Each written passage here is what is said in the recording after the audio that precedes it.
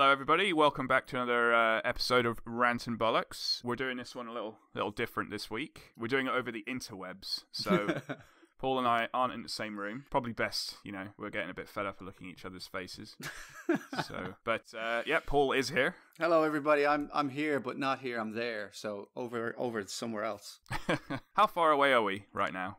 You're Toronto. Don't want to give off my location. It's private. So 6 leagues, seven chains. I don't know what the measurements are in Canada.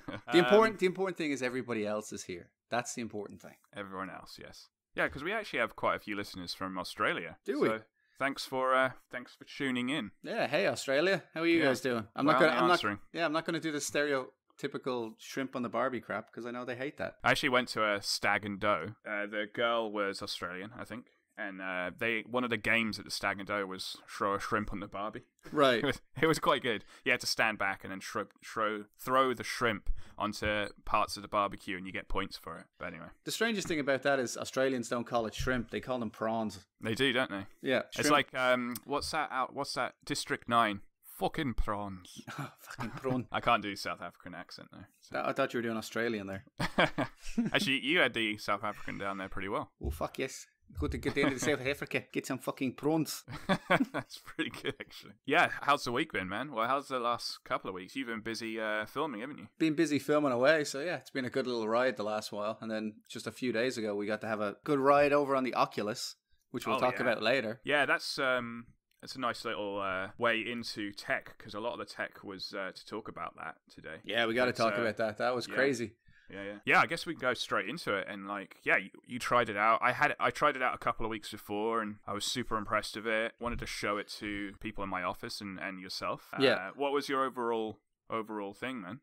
It's crazy. It's going to be so weird talking about this because it's just one of those things you have to experience to even understand what people are on about. It is, because when you see it on a screen, it's so flat. It's 2D. Like, that's what people are saying. Like, you're playing a 2D game, and then when you go into Oculus, you're in that world. But there's some crazy ones where there's a one called it's called something Tail, and it's basically like a little Mario game. Remember the Mario one? Yeah. And that one I found, it came free of the Oculus, and that one I found pretty amazing because when you look at it, you're just like, oh yeah, they're playing like a Mario. I can see what that's all about. And most people think virtual reality, like you're in the actual person. But when you heard it's called Lucky's Tale. Lucky's Tale. The wife has looked it up for me.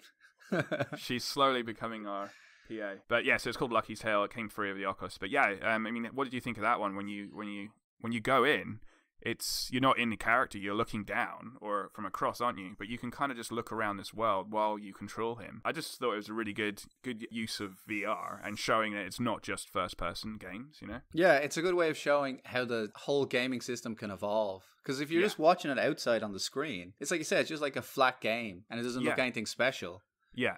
And then when you're in it, you realize that you're the one moving the camera because you're moving your head, you're looking at things. Yeah, it's super cool. And something that happened a couple of weeks ago was, so that VR, like, there is mobile VR, and you can get that on your device with Google Cardboard. So most phones nowadays can do that. And what that is like 360 VR. Like, you watch a video, and then when you look around, you can look around that video in 360 if it was recorded for that. And I think Star Wars The Force Awakening released a video. But the reason why I bring it up is that a lot of people think that is VR. And when we talk about Oculus, and we're saying, hey, we're in this 3D world, they actually think that, oh, yeah, we've got that as well. We've got that on our mobile phone. But it's quite different, isn't it? Especially when you can see your hands. And it's just different levels of VR. And what we played was high end, like you need a computer to power it. The actual headset's expensive. And then you need to buy the games for it as well. So, yeah, it was just the other day we were saying, oh, we've got this VR downstairs. Do you want to have a go? And one of our friends was like, oh, we've got one at home. We use it with our mobile a lot. And then I was like, I don't know if I want to get into this debate or argument of you don't have what we have downstairs. But I just found it interesting. So when I did that little demo at work the other day, I had the regular headset, like the Google Cardboard, just to show people that, hey, here's 360 video, but you can't really interact with it. Like, the experience is happening no matter what. Whereas in Oculus, with the touch controllers, you can pick things up and you can move around a room. Like, there was a couple of instances where you were moving around the room and I think you took the headset off and you weren't facing the screen anymore. Yeah, you just get lost. You don't know. depending on what kind of game it is, you're looking around, you're trying to find people, you're trying to find, guys to shoot and all this.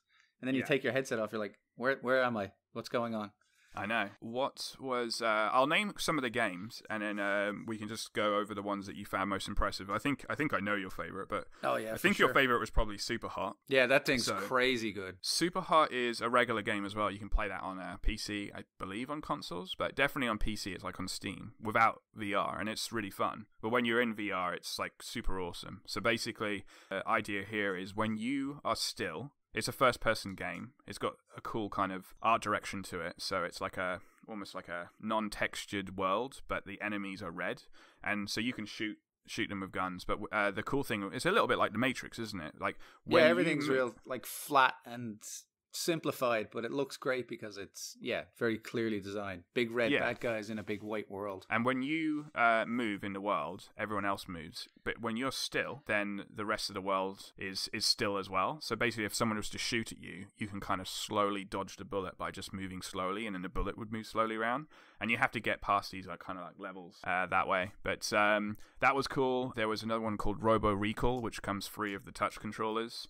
We'll put some links to some of the games that we're talking about. Super awesome graphics and like nice 80s kind of vibe to it. Yeah. And I think you can like reach for shotguns over your head and stuff. Yeah, like that's one of the big things about it. When you're playing that one or the Super Hot, when you're playing a game, you're just holding the controller and it feels good. Yeah. But you get that physical feedback in the VR where like you reach down, you pull the gun out of the holster and you fire with the triggers. And then you can drop them in Robot Recall, you drop your guns and you reload them. That's right, yeah. Makes you feel badass, and then shotguns over the shoulder you whip out. Yeah, and you can grab the robots, throw them away. And then it's not just games. I mean, there's the International Space Station where you could float around it. Personally, I tried that one, and I was standing up because it's zero gravity and you can kind of turn around.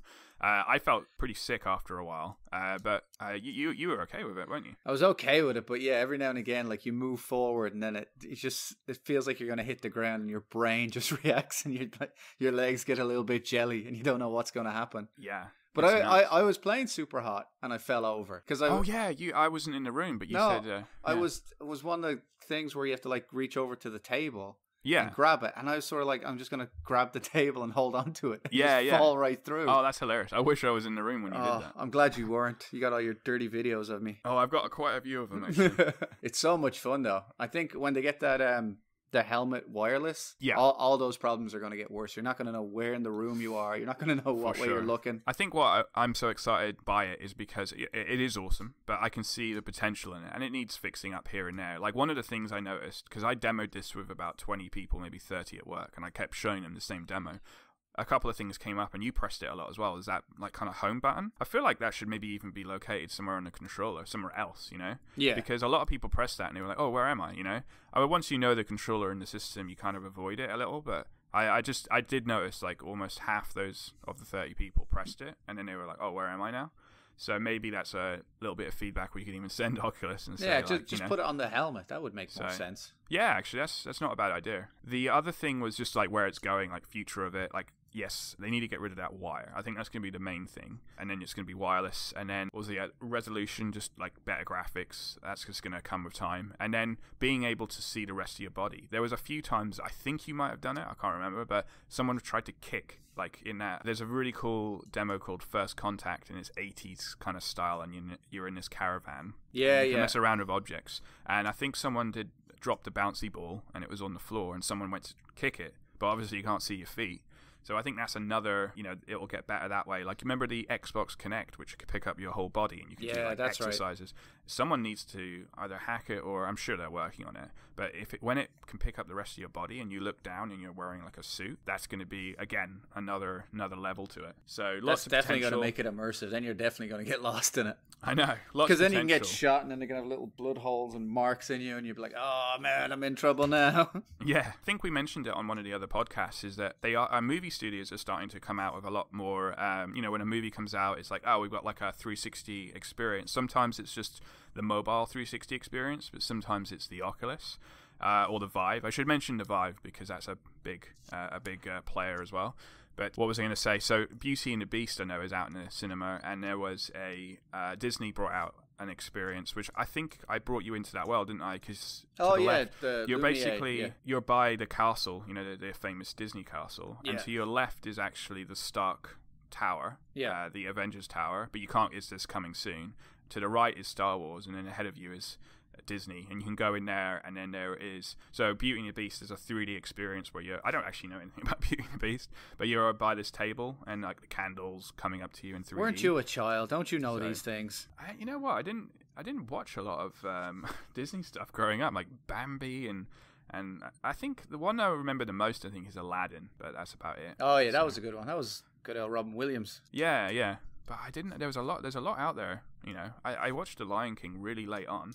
But anyway, so Disney had that. I know that there's a John Wick experience. I know that there's The Martian. They just brought out Passengers where you can go around the ship. Some of them are a little shite. Like Passengers looks like the ship just looks like it's been rendered by like kids or something. Yeah, it's like back in the day when they'd bring out those console games to cash in on the movies. Yeah. Unfortunately, some of them are done well and some of them aren't. Apparently, the John Wick one's pretty decent, but and then I know that the Disney one was pretty great as well. So the cool thing of that is, as these movies come out, we'll be able to test these experiences as well. And I know we want to do Alien Isolation with the new Alien film, and I actually heard a rumor that they might even have their own one, like a new one. Oh yeah, they'll have their own little experience one. But yeah, I wouldn't be surprised if like Guardian of the Galaxy gets one or something like that, So, but that would be cool. Yeah, Marvel, if Disney are already doing it with their Beauty and the Beast one, they'll definitely start hacking into Avengers and Star Wars and all them. Oh yeah. There's one other thing I just wanted to bring up with the VR is just for the people that are like super into it is there's obviously, so we've got the Oculus Rift and we have the touch controllers, but there is, I mentioned the Vive, which is done by Valve, and that's their biggest competition. In some ways it's bigger than the Oculus because it's being run off their Steam engine. So Steam's like Xbox Live and PlayStation Network. They've got so many games on there, but the difference between the two systems is so I love Valve as a company. I love Half-Life 2. I love like Portal and everything. So their headset is completely open. You can play all of their games on the Oculus Rift. However, the Oculus Rift is pretty closed. You have to go to their store to download their games, and because it's Facebook and they've got a lot of money, they've bought a lot of exclusive games.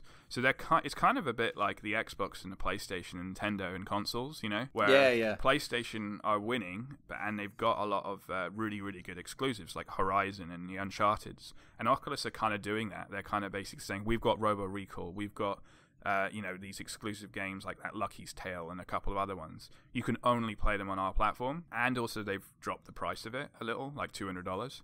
So, but then you got Valve and you got the Vive, and it's completely open, and they're saying, hey, we've got a game, but anyone can play it. Play it on your Oculus if you want, because we just love VR and we want to push VR, So I love what they're doing, but unfortunately, I prefer the Oculus Rift because it can play everything, Yeah, you're getting that exclusive battle. I hope Oculus open it. And there are ways of hacking.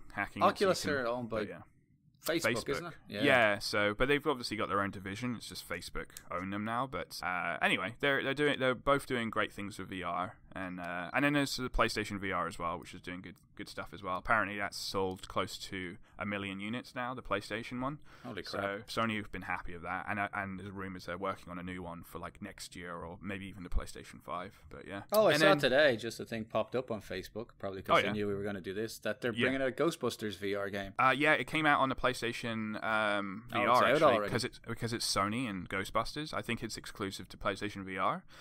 So another exclusive thing, but actually I watched a demo on it, and it's supposed to be pretty bad.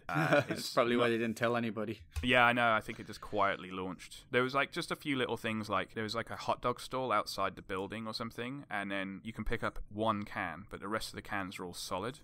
And I don't know, you just expect to like be able to kind of throw them and knock the other ones off or something. And then the graphics were looking pretty basic, and it was very short. I think it was like, I don't know the price, I think it's like $20, but it's like a 10-minute demo, so it's not like a game or anything, it's just a demo. But yeah, that's the one thing, we haven't had a full game in one of these yet. It's always been like little segment things. That Robo Recall is a full game, isn't it? Robo Recall is Super Hot, but really full games in VR are probably maximum 4 or 5 hours. Yeah. And to be honest, I think that's fine. I don't really want to play. I don't want to be in VR for 10 hours. Oh no, screw you up. So, but I do think we can maybe, like, I really enjoy Super Hot as well, and believe that's 2 or 3 hours. Probably the way we play, probably 2 or an hour and a half. We'll breeze through it, but maybe we'll do like a little let's play. Super hot hour and a half. You and me taking turns each level, something like that, or every other level, and go through it and do like a review of it, because that sounds kind of fun. To give it a go, and you can see the reactions, and maybe you'll fall over again. I'll definitely fall over again, or I'll try and punch you in the face. It happens actually. Someone like Fruit Ninja, you were pretty aggressive at Fruit Ninja. I thought you were going to smash the TV off the wall at some point. So. Yeah, they got to have like a little buzzer warning of like when you get too close. There is actually. I took it off. I don't know if I told you that. So just to let everyone know that when you do set up this virtual reality, you can set up like a little fake grid system. You basically tell it like, hey, my TV's here and my wall's here. And then when you're in VR, as soon as your arm gets near to it, you'll see like a 3D grid, and it'll say, hey, you're getting close to this thing. But you can actually turn it off, and I turned it off on Friday because I wanted everyone to feel like I can go anywhere. Yeah. And then I was just going to warn them, hey, you're going to rip the TV off the wall. Where if you're on your own, you've got no one to tell you that, so you kind of need it. So it's going to be, you're going to get those videos like when the Wii came out and people threw it and smashed their TV. Oh yeah. Actually, that's why you notice the touch controllers. I said to everyone, like, put the little what's it called, the little wrist guard or a hand bracelet thing on. Yeah. Because you are going to throw these otherwise. Yeah. The other thing I was just with VR is like, it's a little scary of like, our kids are growing up with that technology, and it's just going to get better and better. Because the other thing that needs improving, and I can't wait until it does, but again, it's going to be scary, is that field of view. Because obviously you can see like black edges around your eyes because it's not the full, but as soon as they get like a bendable 3D screen that goes all the way around your vision, and you can see everywhere and you can't see any black outlines, that's going to be really immersive, because you're just going to be like, oh, am I wearing goggles? Yeah, exactly. So that's the next step as well. But it's a little scary where it's going. But yeah, like when I used the iPhone for the first time and I was swiping through those touchscreens, I always remember that moment thinking like, wow, this is next generation. And when I put that VR helmet on, like 3 weeks ago, I had the same experience where I was like, wow, this is really powerful, this is really awesome. Yeah, it's something completely different. You need to stick with technology, and you need to kind of embrace it, but it is a little worrying because it's very antisocial as well, like where that can go. Yeah. And it's not just going to be for games, it's for movies as well. What was that one of the big robot we played? It was called Lost. Yeah, that was incredible, wasn't it? Yeah, that was from South by Southwest. Yeah. That was crazy. Yeah, because I watched it, and you were sitting watching me watch it. And I hadn't played that one, or I hadn't had a go at it, so I wasn't sure what to expect. And I said, oh, you have to watch it. And you're like, fine, I watched you. You watched it on the screen. I'm like, no, you got to be in this one. Yeah. And then you got into it, and you're like, oh, fuck, this is crazy. The scale of that robot. Yeah. So, and like what we're saying is basically, most of what we tried on Friday was games, but this one was a movie.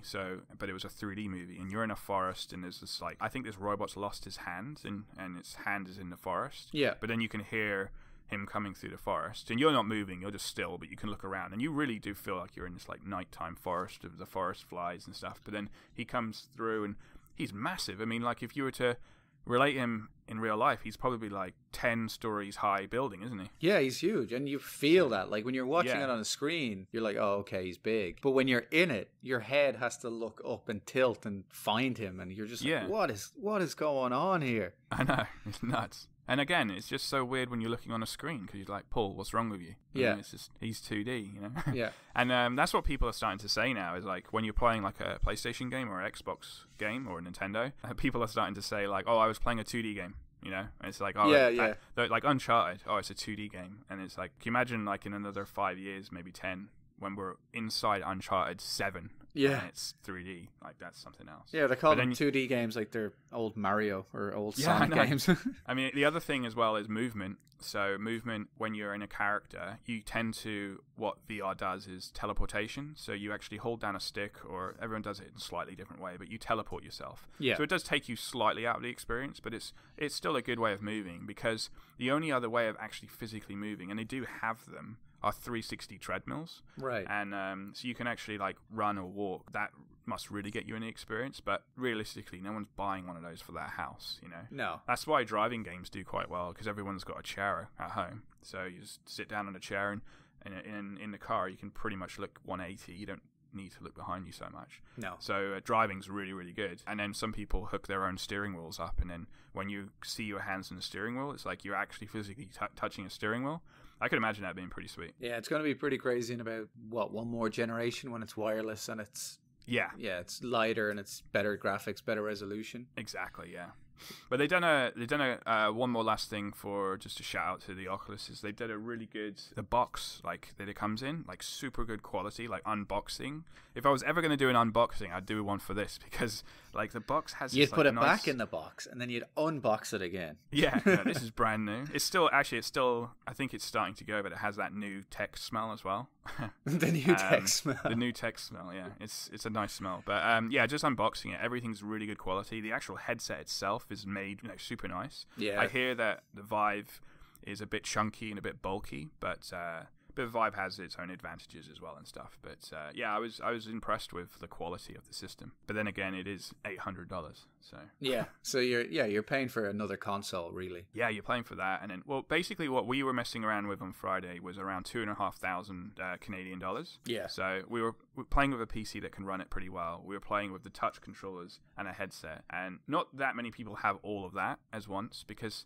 Who's investing in $2,500 just to play super hot in VR? You know. Yeah. It's hard, but I know that Oculus have been lowering the price. I think they lowered it $200 and stuff. So it's getting there. Yeah. Another year or two, it's going to be even less, and there's going to be hundreds or millions of other people that will play it because it'll be much cheaper for them. Yeah. I'd say they'll aim for that like hardcore market. Because playing a game like Superhot with friends would be great. Yeah. So if they just aim for that, the guys who already got the really high-end PCs, that they got to bring out games in that kind of category. Totally. I think another cool thing we were talking about on Friday would be when you're in the experience, it is very, very much just you. Like it's fun to watch, but you're in there, and it's not the same for me watching. So it would be kind of cool, and I think there are a few games where I could do something to the world on the outside that affects you. So something like, oh, I want an enemy to come in from this corner and this corner, and I want two to come in from the bottom. And then you're like, oh, shit, what's going on here, Yeah, I get you. That'd be kind of cool, because it gets the people outside the experience playing. Yeah, like if you could connect a PlayStation regular game to like to that kind of thing, then you could just be playing your whatever, and then I'll be in the version with the VR of it. Yeah, I think that'd be really cool. And then we did do a little, it was kind of a haunted, and not really that haunted actually, but it was more of an escape room, wasn't it? I thought that was quite fun, because one of our friends was playing, and we were like helping him, because he had to put a cube on somewhere, and then he had to turn the cog, and he was like, oh, I don't know what to do, guys. And then we were pitching in and saying like, oh, try going over here and using the candle for this. So that was kind of cool as well. Yeah, I think that's going to be the way it's going to kind of go for those games, because you can have people sitting around helping you play it. Yeah. And then you could be in it and you're just kind of doing what they tell you to do kind of situations. Yeah, yeah. Like if you had The Martian, you could have the guy in the Martian helmet, like, and he's on Mars, and then you're outside it and you're trying to figure out ways of getting him home safe, that kind of thing. Yeah. Yeah, escape rooms. Yeah, that'd be big. That'd be good. And then eventually, like, as the tech gets cheaper, you'll have, I don't think many houses will have it, but imagine if we were living together and then you had one and I had one and we were playing in the same room, but in with two Oculuses, Oh, yeah. Like that would be the top level. That would be top level, but that's also too expensive. That's an expensive household there. It's like a $5,000 system. Yeah, now it's way too expensive, but it'll definitely get there. Oh yeah, for sure. The thing about it as well is when you take it away from the games and the entertainment, like we talked about it, there's one where you're out in the solar system, you're looking at all the planets. Like that's right. This thing's going to change education. Oh yes, big time. And it's going to go to the phone. Like the future of all of this is the phone, because the phone's wireless and their graphics cards on phones are getting better and better. I think they said the iPhone 9, not this year but next year, is going to be as powerful as or more powerful than the Xbox 360s and PlayStation 3s. Holy shit. So that's where that's going, and then it's only going to get better and better. So the iPhone 10 or 11 will be PlayStation 4, And eventually, before you know it, you're going to be having PlayStation graphics on a phone, like really, really soon. Yeah, like in 5 years you'll be able to get within low 5 levels years, VR. Yeah. Then you got the next issue of battery. So yeah, sure, it might be able to play Uncharted 4 on your phone, but you'll be playing it for 5 minutes. Yeah, because your phone will. But eventually, battery technology will get better. But that is the future of VR, is on the phone. Yeah, and then also tracking your hands. So I know that Oculus they're working on gloves so that you can get the whole movement of picking something up. So with the touch controllers we were playing with, your thumb and your finger were pretty good. You could do thumbs up very easily. You can point at stuff. But full actual gripping something, you still have to press a trigger to do that. So it takes you a little bit out of the experience. Yeah. But my issue is if you have a glove and you picked up a gun, you kind of want to press a physical trigger. I think that they're trying to fix that by, you've still got a glove, but when you actually eventually close your hand, you actually squeeze into a controller. Right. And there's a controller on your palm as well. I could be wrong though, but I think like a glove feels like the next step, but I still want to press something when I trigger something, you know? Oh yeah. You want that feedback from it. Yeah, so it'll be interesting to see where that goes. It'll probably just turn into like a full accessory where you get a gun accessory and it goes onto like a magnet on your belt or something. Yeah, actually, that makes sense. Actually, that'd be awesome. And then you got your 2 gloves, so you can like grab things, fight things, and then you just pick the gun off your holster. Yeah. Awesome. Because that's the thing, it makes you feel the experience. Yeah. Like when you're fighting the guys and you're pulling the guns out of thin air and you're moving with it. Yeah. Because you're physically doing it, it just gives you a better enjoyment of the whole situation. Definitely. It's a workout as well. Yeah, it's a workout. There's a rock climbing one, and I was doing it for about half an hour, maybe 40 minutes. Yeah. And after a while, my arms, because they were in the air the whole time, I was like, wow, my arms are like, I need to rest them. I need to put them down by my side. You know? It wants to get that sensor tech down and it's wireless and you have to run around and dodge and everything. You're going to have a workout with that thing. Oh, yeah. And that's, again, another... There's going to be those apps, isn't there? P90X and stuff like that. Yeah, but it's going to be great. It's going to be like a nice advancement because it gets all the fun of the game, but then you get to work out and be healthy. Yeah. Like you're not just sitting there playing Call of Duty. You're actually running from obstacle to obstacle, getting from hiding place to hiding place. Totally. You have to turn your head. You have to look up and down. You're probably able to get over some phobias as well, like spiders, snakes, heights, you know? Yeah, like that's definitely going to help with that stuff. Yeah. Or just not help at all and really freak you out. I'm on the top of the mountain again. I don't know. I think it's going to make a big difference. Just to overall, a lot of people. Awesome experience. And I'm looking forward to the future. Totally the games are going to get. What a time that we live in, Paul. What a time to be alive. What a time to be alive. Yeah, that's the one.